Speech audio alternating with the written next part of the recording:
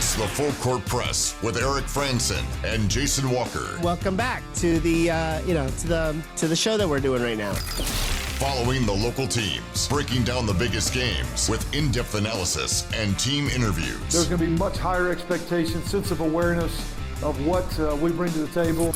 Join the show by calling into 435-752-1069 or text 435-339-0321. It's the Full Court Press. Throws, ends yes! Caught! Touchdown! They did it!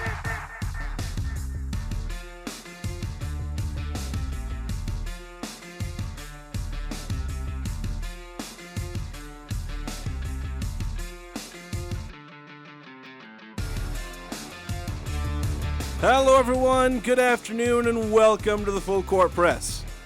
Jason Walker, alongside me I've got Super Grover. At least that's what he was today. Eric Frandsen. Super Grover. He had a nice little Super Grover onesie. He was pretty good and a pretty easy costume by the looks of it. Oh yeah, I just step into it, zip it up.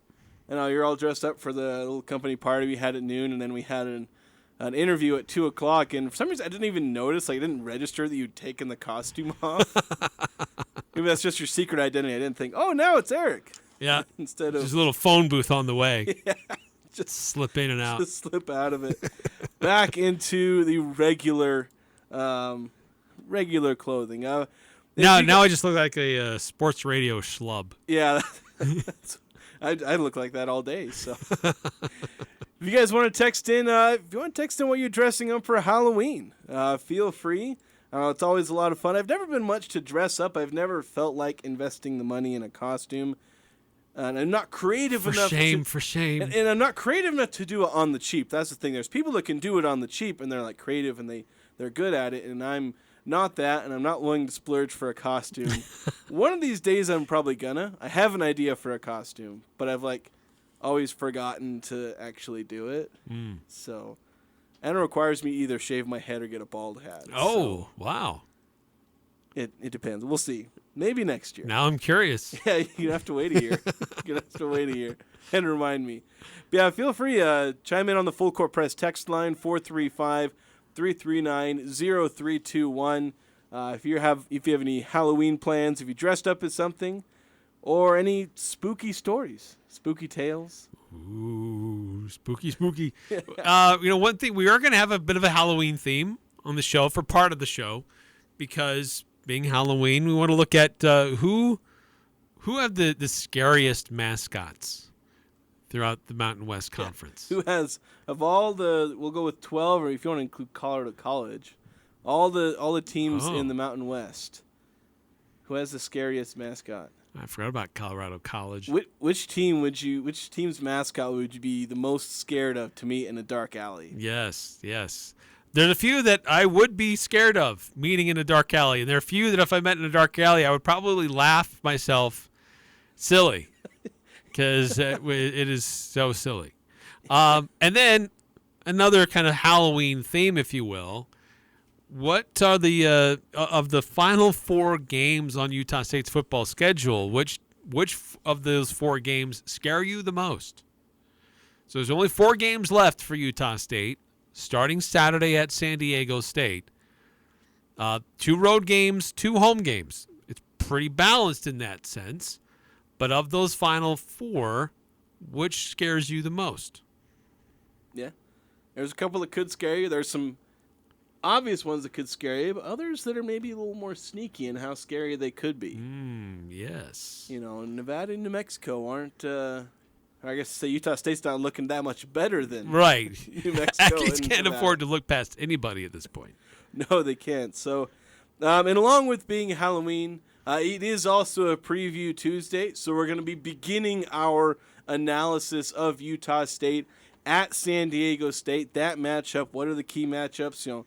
This is a game that was looking like it was going to be really hard for the Aggies to win. The Aztecs were expected to be pretty good, and they're not. The Aggies were expected to be maybe slightly better, or maybe not, to be honest. Most 5-7 predictions are probably on track at this point. I know yours is pretty much they're on track. par with what I thought. So Is this as hard to win as we were expecting? Probably not, just because the Aztecs have fallen much farther than any Aggie projections have. Yes. So this game's going to feel a lot more winnable. But is it? Can the Aggies play well enough on the road to win that game? We'll be breaking that down. We'll also talk about changes in the NIT. These came out like last week. We haven't really had a chance to go over them. It's one of those power grabs by, power conferences. So we'll talk about that, what it means, how it can impact Utah State, but what it means for college basketball, and mostly for mid-major teams. That's the section of college basketball that it's really hitting. We've also got Utah State women's basketball. We'll be talking about them and what was I'll tell you, last night Halloween may have come early. That was scary. Yeah. Also, the Jazz played yesterday against Denver. They ended up losing that game, but not as it was a little closer than maybe I think some people were expecting. I don't know if it ended up actually covering the spread, but for a lot of that game, it was decently closer. It got closer toward the end. The Jazz making quite a bit of a fight in that game. Yeah, it was a loss, but much different loss than their previous two. And so we'll go into the observations in that one, and what we saw. What are even though it was a loss, are there some good takeaways for Utah? Yeah. We also had a chance earlier today. I alluded to the fact that we had an interview earlier today. We had a chance to talk to Green Canyon girls tennis coach Camille Jepson. She's the coach of the now 3-time, back-to-back champions of 4A girls tennis here in Utah. Absolutely spectacular program going there. Really the best out of any high school program right now with those 3 straight championships.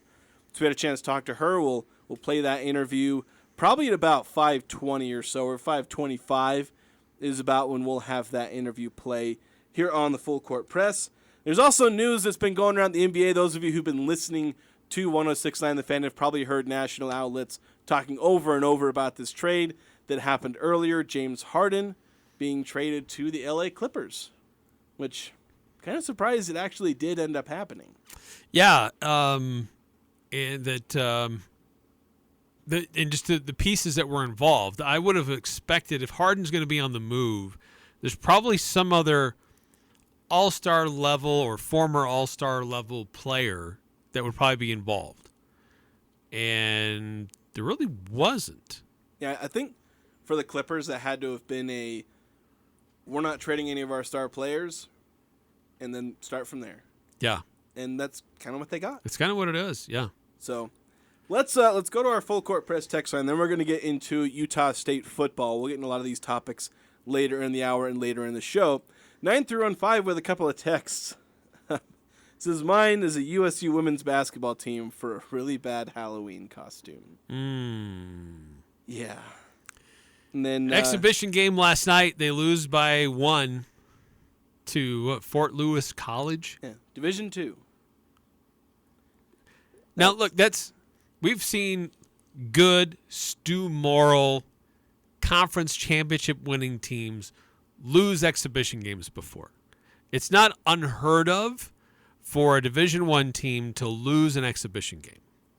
And the instant instinct is to ring a lot of alarm bells. And for good reason. The difference between what happened to Stu Morrill's team and what happened to Kayla Ard's team is we knew what Stu Morrill's team had or was capable of with its roster and with its coach. With Utah State women, we're not sure what they have with the team or with the coach. Yeah, and here's the thing. I've been, sat in this chair about whole summer every time we've talked about women's basketball. A fair few times. Not as much as the men, but a decent amount of times. I go down to the media days, talk to the coach, talk to a couple of players, trying to be optimistic. I've tried to be less openly pessimistic, and I try not to rail on these teams and rail on college kids. Even though they're adults, you try not to be mean. But in the back of my mind, the entire time, there's the realization of, okay, I'm covering this team and I'm watching where these kids are coming from. These are backups of JUCO teams. Backups on other Division I teams. Backups on Division... Like, these are the transfers they brought in. And they're trying to create a Division I team out of this. Now, I don't want to say that just because you were a backup on a Division II team or a backup on a JUCO team that you're not any good. Because the thing is, Utah State, the men's team, brought in the backup of a JUCO on a JUCO team. Khalifa Sacco, he was a backup. They brought him from JUCO to D1. But the thing is, I wasn't super optimistic about the talent they brought in. I liked some of it, but not a lot of it. And then they come out against a Division II team, a team that last year, I pointed this out on Twitter, last year, the team that won 4 games beat Fort Lewis by 29 points and looked good doing it for the most part. I think the one concern is they didn't shoot spectacularly from the field. But they played good defense, played pretty good offense. And that team ended up winning 4 games the entire year. This team that I'm worried isn't as talented as last year's team, yeah, they just lost to the team they beat by 30 points last year. To put it in the mildest terms possible, that's not good. Like, all the analysis I have so far screams this is going to be a rough year. As rough as last year. So things are going to have to turn around pretty quickly. Because that was kind of embarrassing. And there are a lot of fans who are, I think, justifiably upset. There are people who are about at the end of their rope with women's basketball. Because as much as I don't think women's basketball gets enough support in the Valley, the women's team ain't helping that with how bad they've been.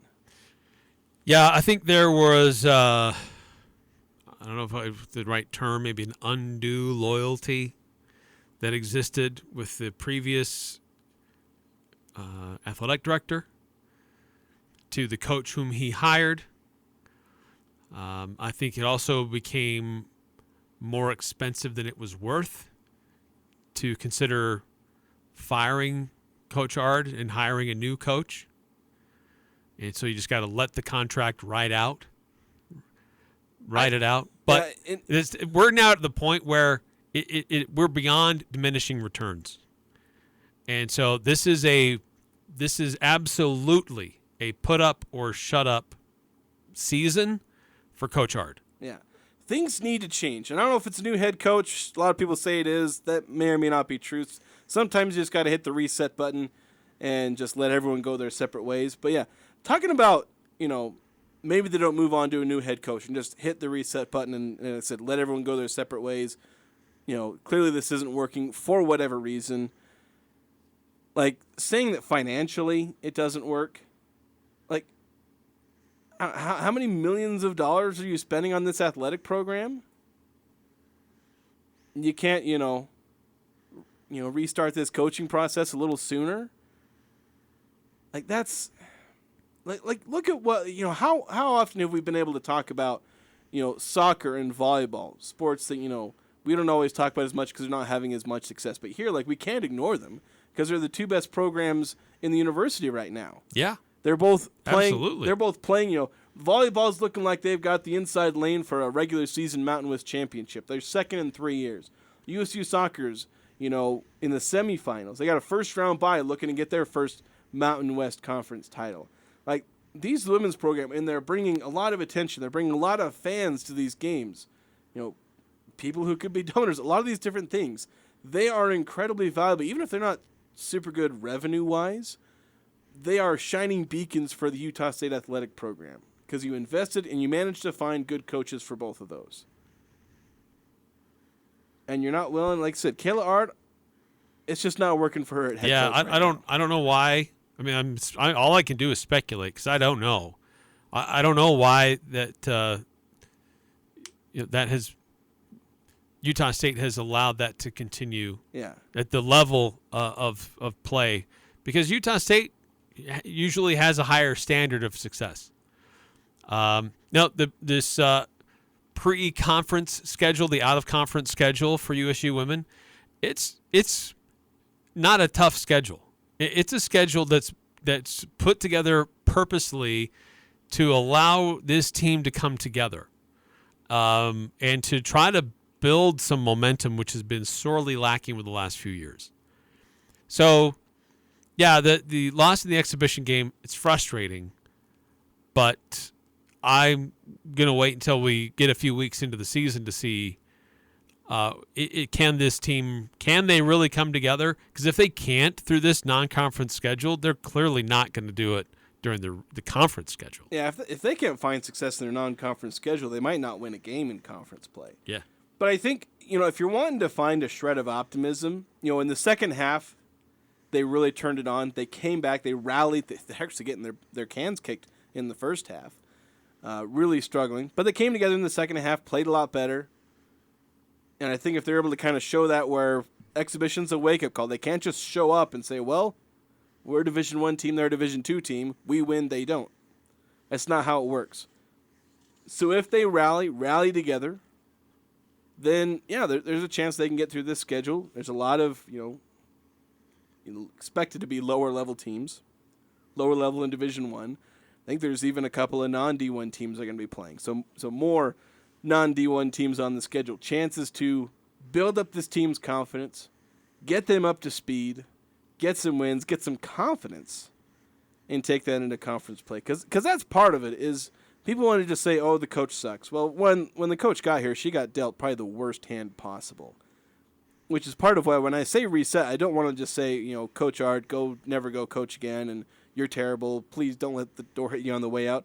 I don't want to be like that because that's not fair to Coach Ard, who's been a really good assistant coach. She came here.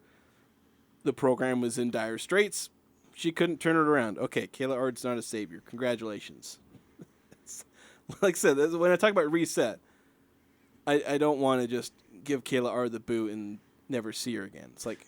Yeah, Fink Biner's years, he was moderately competitive, and then he had some health issues. Like his assistant started to take over a little bit, but there's been a history here of Utah State finding good players, developing them where they have a star, but they can't keep them.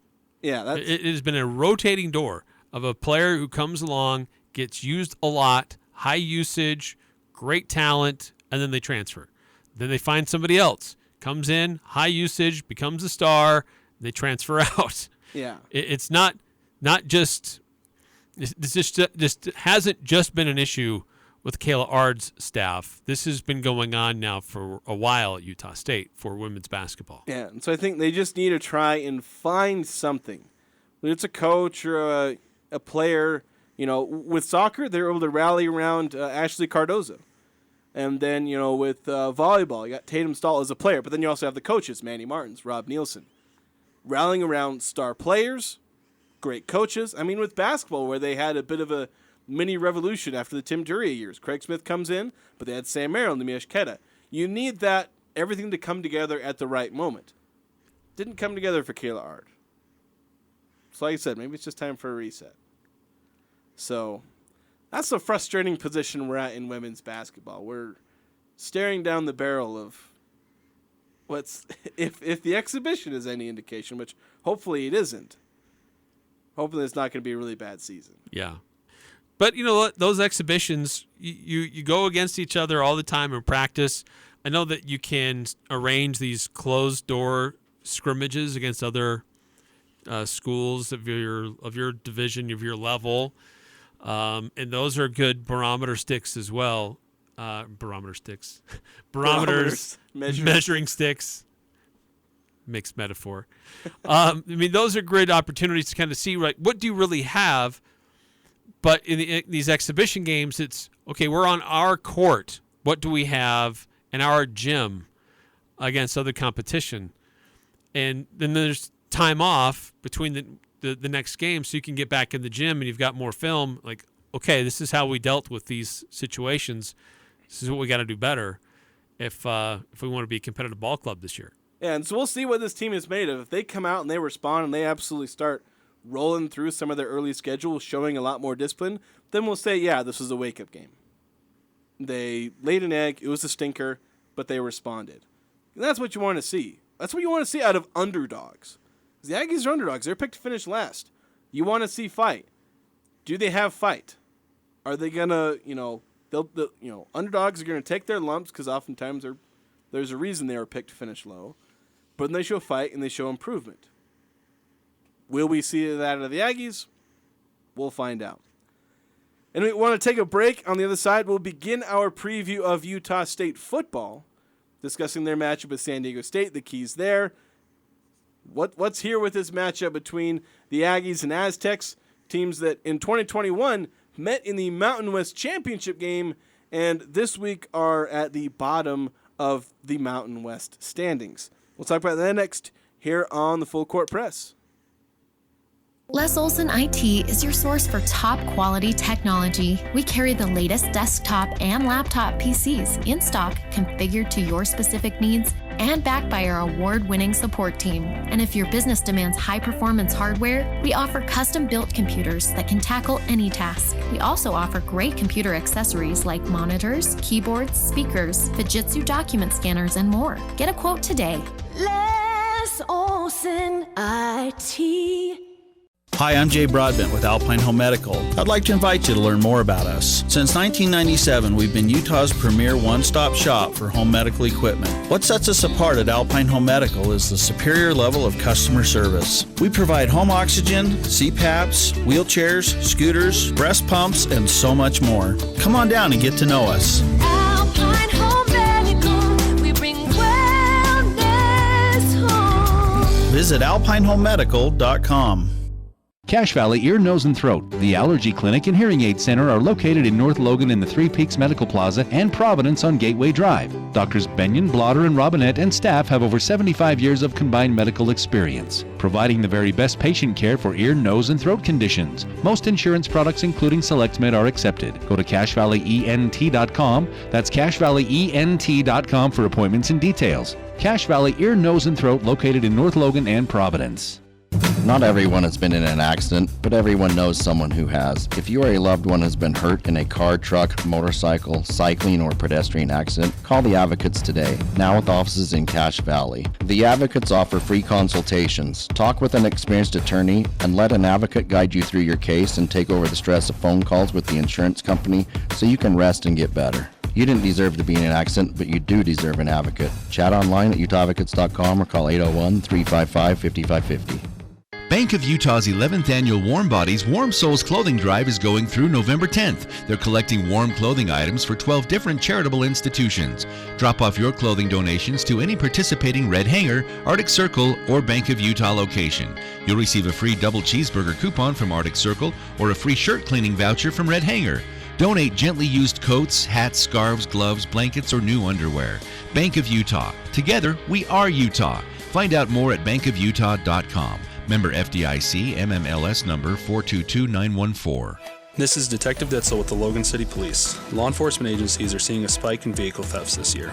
A large majority of these crimes were due to unlocked doors and keys being left inside.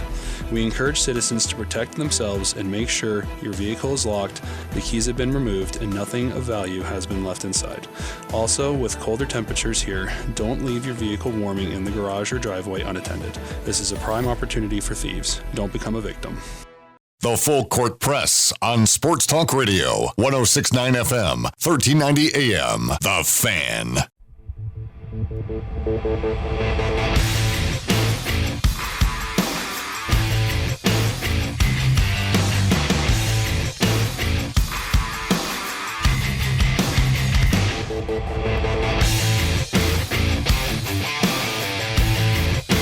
Either you're a thief and you steal, or you're a vampire that pulls from the juice and the verve and the synergy of the group, or you add to it. There you go, Halloween. Bravo, bravo, Coach Calhoun. Vampires. Thank you, 9315, for the suggestion. Yeah, 9315 texting in. Again, the coach, the Air Force, fit the bill for Halloween theme. Yeah, Troy Calhoun, very, very much fitting with that vampire quote. Yes. Got to get the vampires in there. Perfect.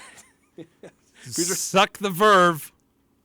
Coach Calhoun could probably pull off a convincing vampire juice. outfit. It'd probably be pretty fitting. Oh, gosh. So, yeah, if you're dressing up as anything fun for Halloween, had some fun costumes around the office. Some that were for younger people, some that were more classic. We had a Luigi run around the office. Yeah, we had a Luigi. We had Rosie the Riveter. Rosie the Riveter. And I can't remember the name. A character from Stranger Things. The girl who scoops ice cream. I've never really seen Stranger Things. I can't even remember her name all of a sudden. I'm blanking. Let's see, what else did we have? We had a police officer. A police officer, yeah. It's Super Grover. Yeah, Super Grover. You were Super Grover. I think you were one of the... Were there any other guys who actually dressed up in a costume? Because, like, a lot of those... Yeah, we had a salesperson. And I didn't get it because I haven't seen the movie, but he said he was a character from the Barbie movie. One of Ken's I know friends. I know two characters from the movie, and that's only because they're the two. There's Barbie and Ken. Barbie and Ken. I assume they're both characters in the movie. At least they were in the commercials. Yeah, that I had saw. some weird vest and shorts and sandals. So I haven't seen the movie, so I didn't get the reference. Yeah, it's a lot of fun costumes. I know where I used to work, I used to drive a bus, and Halloween's the one day a year you don't have to wear the uniform. And you can dress up, or you can just, wear whatever. There were some pretty good ones over the years. I'd have to ask my brother what everyone's wearing today. If there were any good costumes. The best one ever was somebody dressed up as Ms. Frizzle. Ms. Frizzle? Yeah, from the Magic School Bus. Come on! That's appropriate. That's good. You don't know the Magic School Bus? That's good. Maybe that was just my childhood where there was the Magic School Bus. Well, it's interesting. It took me a minute, but eventually I figured that out. But I actually wore my costume at an event in our neighborhood a week ago or so. And it was interesting, the generations who knew immediately who I was and those who had no clue. Like, anybody like 20, 25 and under had no idea who I was. Really? Yeah. Dang. But most of the adults, like, oh, Super Grover. All the kids are like, who are you? Who's Super Grover? You're like some fuzzy guy. Yeah, it's... Okay, yeah. It can be that way. They're not watching Sesame Street anymore. There could be a generation gap. There's probably a lot of people who don't know who Rosie the Riveter is. Yeah, that's probably true. So a lot of people in our office are old enough to know who it was. Yeah, yes. Or at least recognize it. So anyway, yeah, if you have any good ideas for Halloween costumes. But wanted to start talking about, I guess, is it a scary matchup? Utah State going to San Diego State. The Aggies have really struggled on the road. They have one win on the road this season. I know some of the other teams they've played on the road have been pretty tough. Teams like Iowa and Air Force. Looked pretty bad against San Jose State, who's only, I think, 4-5 at this point. Mm-hmm. Didn't look too great against UConn, who's kind of back to being one of the worst teams in the country. San Diego State, though, they're playing like one of the worst teams in the country. You look at all their statistical ranks, and they're in the bottom 20 in a lot of things. So, yeah, this of the final 4 games, this is number 2 actually on my scary list. Just because both teams are a little desperate to kind of figure some things out. I think San Diego State had higher expectations than USU did, but both teams looking to finish strong. If I'm not mistaken, San Diego State had a bye week this past weekend. Yeah, I hadn't really realized that until we were in the press conference and somebody mentioned it. Because I didn't check to see if San Diego State hit a bye week. So yeah, you got a couple of teams that have had a chance to rest up and get a chance to prepare for this week. Yeah, so the Aggies are favored on the road, as you've detailed a couple different times, Jason. The Aggies have not played good football on the road. They've struggled being away from Logan. But this will be the first time Utah State will play in their new stadium. This is actually the first time they've played in San Diego since 2019. Because they played the Aztecs in 2021 for the championship, but that game was up in Carson. That was in a soccer stadium. And so they haven't actually played at San Diego since 2019. But this is a different arena, different surroundings, different place than where they played before. So this is a whole new experience for USU this weekend. Yeah, it will be a whole new experience playing in a completely empty arena. But those are the rumors, at least. They're not really filling it up. But like I said, their play hasn't really facilitated that. But for as bad as San Diego State has been, you're scoring like 19 points per game. Kind of, last time out, somewhat infamously losing 6-0 to Nevada. That's they're calling for their coach's head in droves over there. So as bad as they've been, I'm not writing this in, as an Aggie win just yet. I might pick the Aggies to win come Thursday when we do our score predictions, but I'm not sold. I mean, San Diego State's looked inept, but they're not incapable. This is an offense that has done well at times, scoring 31 against Boise State, 34 against Hawaii. I think they lost both, or was it 41 against Hawaii? I think they won 41-34 against Hawaii, lost 31-34 against Boise State. So this is an offense that has scored points at times. They're not consistently doing, like I said, 19.6 points per game. They are not consistently scoring at all on this team. But they're a decent run team. And you know what Utah State can't do right now? They can't stop the run. They struggle stopping rushing quarterbacks. What does San Diego State have? A scrambling quarterback. He's actually their leading rusher at 400 yards total this season. So I'm not trusting the Aggies to stop even this, one of the more incompetent offenses in college football. I'm not going to trust them to do that. I mean, San Diego State, they actually ranked 77th in rushing yards, which isn't elite, but that's not too far away from what San Jose State was doing. And, they go for 250-something yards on the Aggies. Yeah, Utah State has a habit of making bad teams look good teams look great, and great teams look super awesome, right? Yeah. When it comes to how they do on defense. There are stretches where that isn't the case. The second half against Colorado State is an example. The second half at UConn is an example. Where that defense really does step up and plays really good for USU. That's been lost these last few weeks. So some of it, maybe we can look to injury, but some of it is just they're just not there. They don't have the dudes. The personnel. Coach Anderson this week said, look, in the bye week, we just had discussions about, especially on defense, we've got to try to make this simpler for our guys and just swarm to the ball. They've got to be able to get themselves in a way to affect the game instead of just react to the game. But the effort has to be there. And by and large, I think Utah State has had effort this season. I don't think San Diego State has always had effort. When I've seen clips of their games, this looks like a team that if it doesn't go exactly right for them early on, then they kind of give up. And I've seen that multiple times. It's what happened in the Nevada game.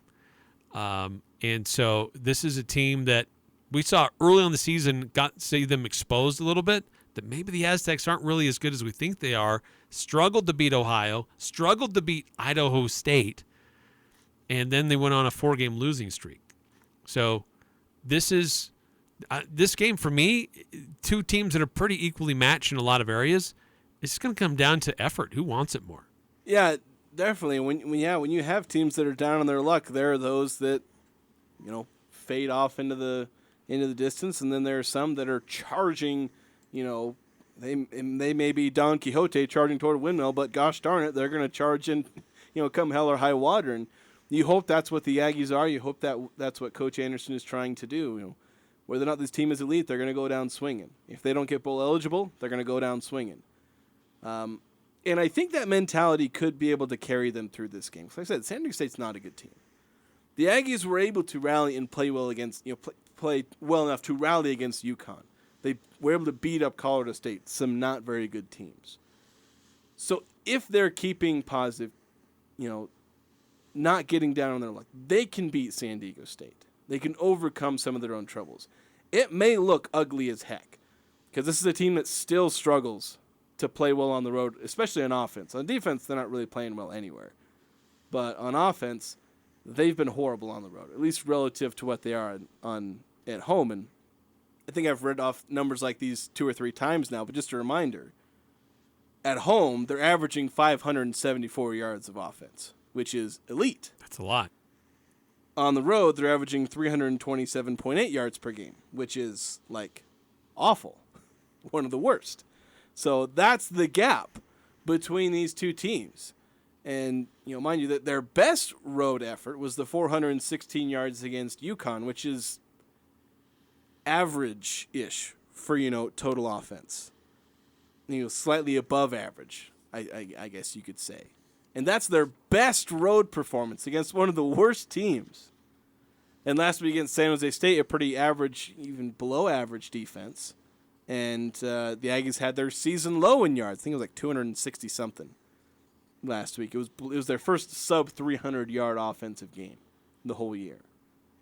So this is a team that needs to figure out how to play on the road on offense. Because if that offense gets going, they'll probably just be able to outstrip San Diego State. I don't see San Diego State putting up 40 points on the Aggies, even as bad as Utah State's defense has been. Yeah, look at these two teams, and you compare a lot of different metrics. And defensively, a lot of similarities. They're right close to each other in a lot of different categories.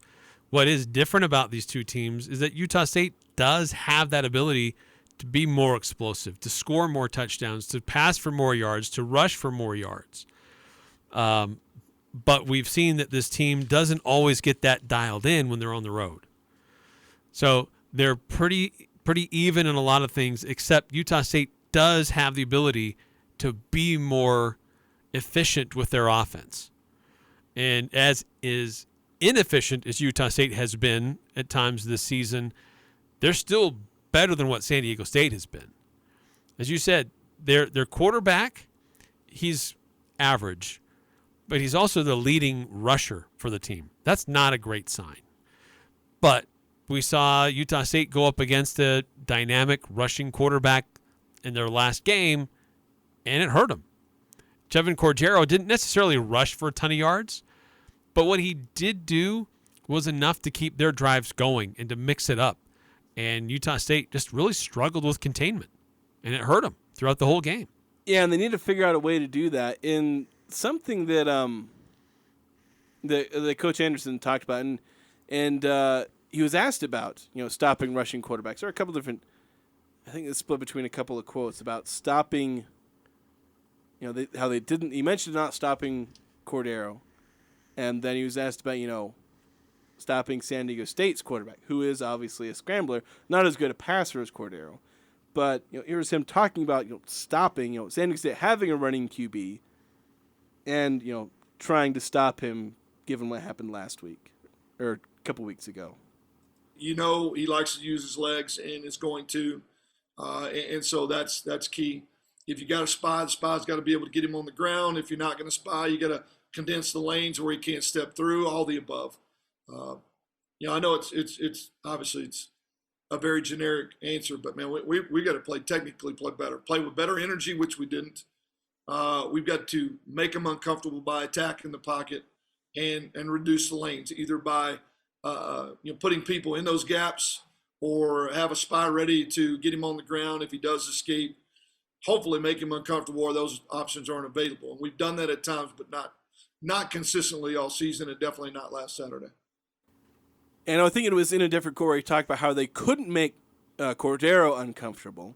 And he mentioned a couple of times in this one, make the quarterback uncomfortable. And I think when you look at that Colorado State game where they shut down what was a really good passing offense, they made Colorado State's quarterback uncomfortable. Excuse me. Bless you. Yeah, that's true. They just the game against San Jose was won or lost in the trenches, and it baffled me that San Jose played a more physical game than USU did. They looked like they were more physical than Iowa. They looked like they were more physical than Air Force, which is just bonkers because that shouldn't be the case. Yeah, that's not who San Jose State is typically. And so, yeah, the fact that they dominated the line of scrimmage, they protected their quarterback. He was able to be comfortable all day, and anytime that maybe they came close, he would just scramble. And, yeah, he would get first downs. Like you said, not tons of yards, but he was getting first downs. Long runs, keep the drive alive. There's a 3rd and 22 where he fumbles the snap and runs for a first down on 3rd and 22. So, yeah, not particularly great. So, making, San Diego State uncomfortable in the passing game, that's going to be the key, because that's where you're going to get incomplete passes. And then if you force them, into 2nd and long, especially 3rd and long, then suddenly where San Jose State was able to move the ball through the air because they have a good quarterback and some decent wide receivers and some running backs who can make plays, San Diego State doesn't have that. Mm-mm. So if you force them into passing downs, you're going to be way more likely to stop them. Although Utah State does have some improvements to make on 3rd down as well. We'll see if they can do that, because maybe Martin ends up running for first downs against the Aggies. I don't know. We'll see how they play this whole thing. Want to take a quick break. We'll come back. We'll continue this conversation on the other side. We just need to get this break in. So we'll continue this on the other side here on the Full Court Press, 106.9 FM, 1390 AM, The Fan. Security. It's the most precious thing you can give your home, especially if it's guaranteed. No cheap locks, no weak keys, no inadequate hardware, just the expertise and precision and security. Beazer Lock and Key believes there's no place like a safe home, and no home safer than one secured by them. It may seem they only sell locks and keys, but what they really sell is peace of mind. Search Beazer Lock and Key or go to 4th North and 1st West and just add confidence. Nearly 21 years ago, Cafe Sabor opened their doors at historic Logan train station. With the help of hundreds of amazing employees and patronage of thousands of wonderful customers, Cafe Sabor is proud to have been voted 3 years in a row Cache Valley's favorite Mexican restaurant in the Best of Northern Utah contest. Follow Cafe Sabor on social media for giveaways and promotions. Search Cafe Sabor for a restaurant near you. Thank you, Cache Valley, from your friends at Cafe Sabor. Hi, this is Ashley with LSS Insurance. Looking for Medicare coverage that offers you more? Now is the annual enrollment period. Time to compare all your Medicare options to get the benefits you want. Call 752-9493 and we'll walk you through all your options. There is no cost to work with us. We will help you access the benefits that are important to you. Call LSS Insurance at 752-9493. Weather changes are tough on your transmission. As we move to colder winter weather, AMCO Transmission invites you to bring your vehicle in for preventative maintenance before the snow flies. Have a diesel pickup, Cummins, Duramax, or Power Stroke? AMCO in Logan is your transmission specialist, and they promise to get you in quickly. For over 50 years, AMCO Total Car Care has been experts in repair for transmissions, brakes, tune-ups, and more. Find your local AMCO. 75 East, 2000 North, 752-1940. While you're doing whatever it is you do, we're testing, retesting, engineering, and re-engineering to keep up with you. We run together. Your local Train dealer, JM Mechanical, has moved to 222 West 2850 North, North Logan, just north of Airport Road. Fast 24-hour heating service is available in Box Elder, Cache County, and Franklin County with a 100% satisfaction guarantee. It's hard to stop a train. The Cache Valley Media Group Logan Holiday Gift Show is presented by Coppins Hallmark. This Friday and Saturday at the Riverwoods Conference Center, plan on kicking off your holiday shopping with unique and fun ideas for the entire family. Clothing, books, jewelry, purses, home and holiday decor, baby items, and don't miss everyone's favorite guest, Santa. The Logan Holiday Gift Show, presented by Coppins Hallmark, is Friday and Saturday at the Riverwoods Conference Center. Start your holiday shopping off right. The Aggies, the Jazz, the high schools, the Full Court Press on Sports Talk Radio, 106.9 FM, 1390 AM. The Fan.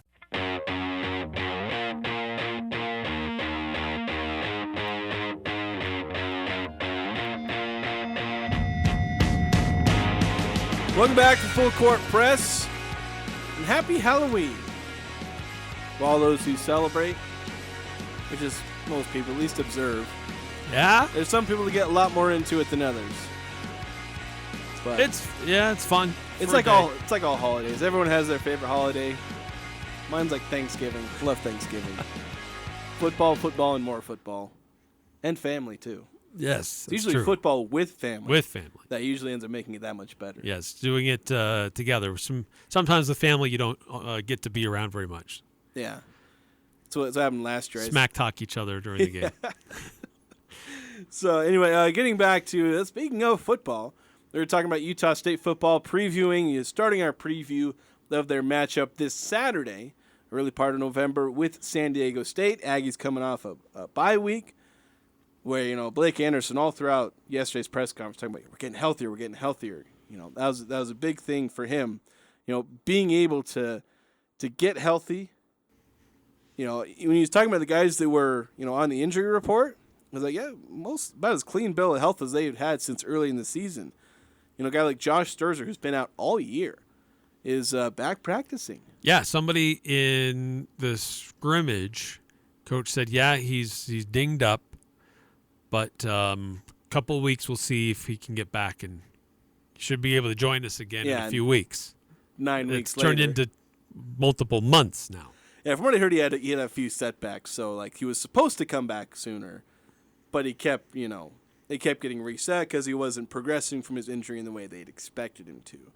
So, and then Bronson Oliveo, one of the linebackers, they've been struggling for depth at linebacker. He should. I don't know if the guys are coming back this week, but they've been able to practice. Yeah, they're being able to practice. So you'd think maybe this week, next week, depends. We'll see. Fulipuli Alo, the starting center, he was one of the more limited guys, so he may not play this season. This week, I'd probably expect him to either not play or be limited in how much he plays. But yeah, you got aside from the guys who are out for the season, which there's 3 or 4 of those guys, they've got a handful of guys who might not play this week, so doing a lot better health-wise, which is a good sign. And guys that were playing but were banged up are going to have a week to get some fresh legs and have some more time in the ice bath and rest those muscles, get treatment. Yeah, it's a big deal. Really important. So in a big deal for Utah State, and especially on defense where they've been really banged up. One of the biggest keys, and we kind of ended the last segment talking about getting San Diego State into longer, second, third down situations, passing downs, essentially. Because this is a team that is okay at the run. Like I said, they rank 77th in rushing yards. They've ran for 150-plus yards in most of their games. There's only been, I think, 2 or 3 teams that have held them below 150 rushing yards. They're teams like Air Force and Oregon State, those kind of teams.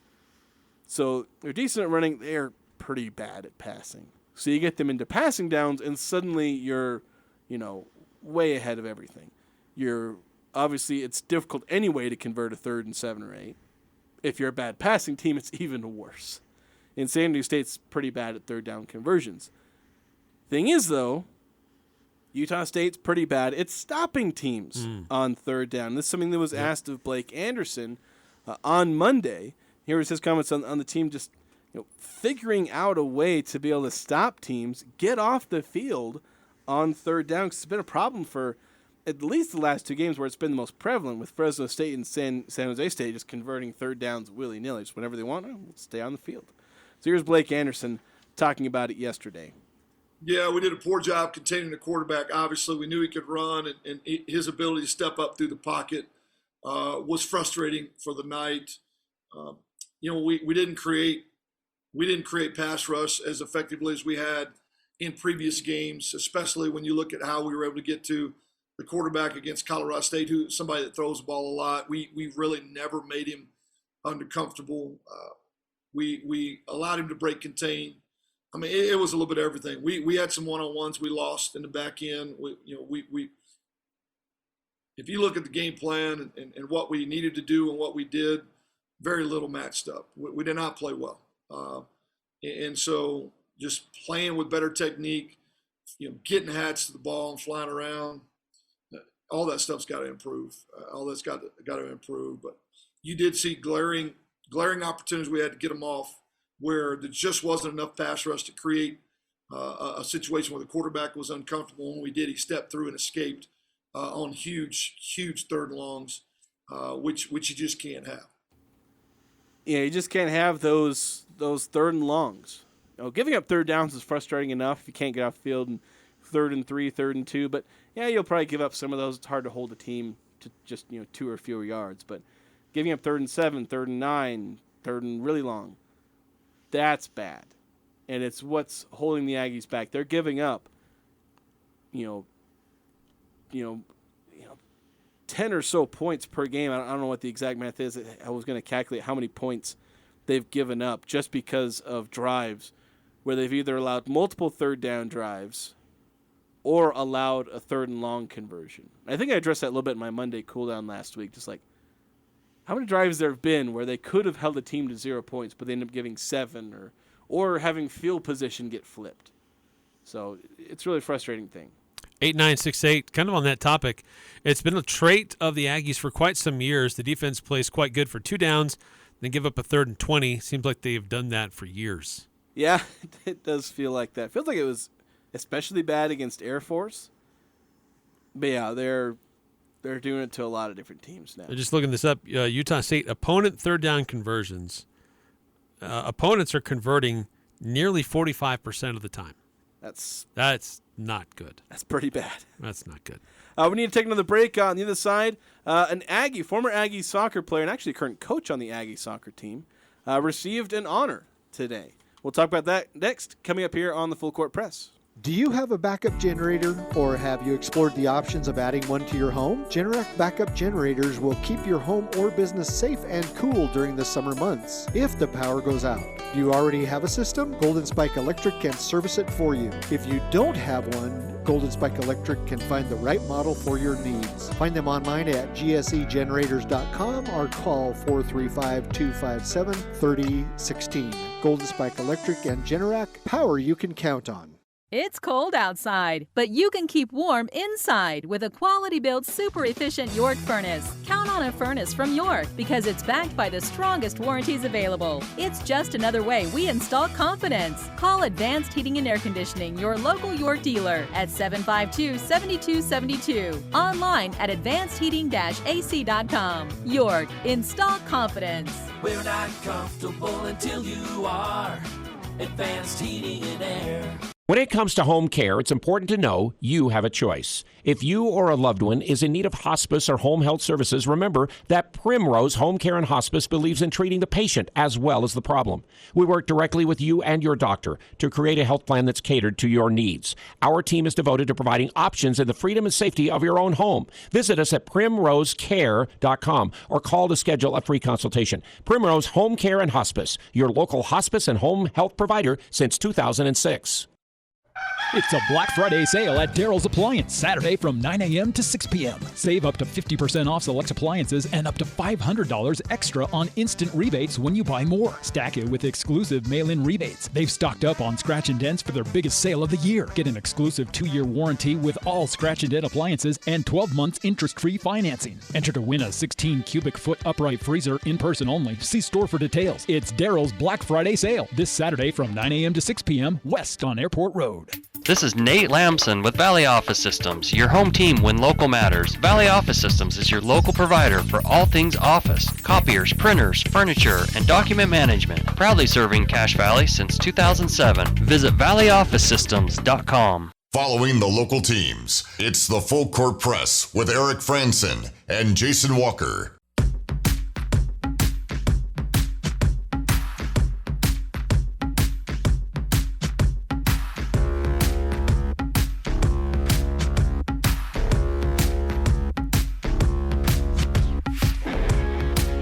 Welcome back to the Full Court Press. Jason Walker, Eric Frandsen. 9 through 5 chiming in on the text line.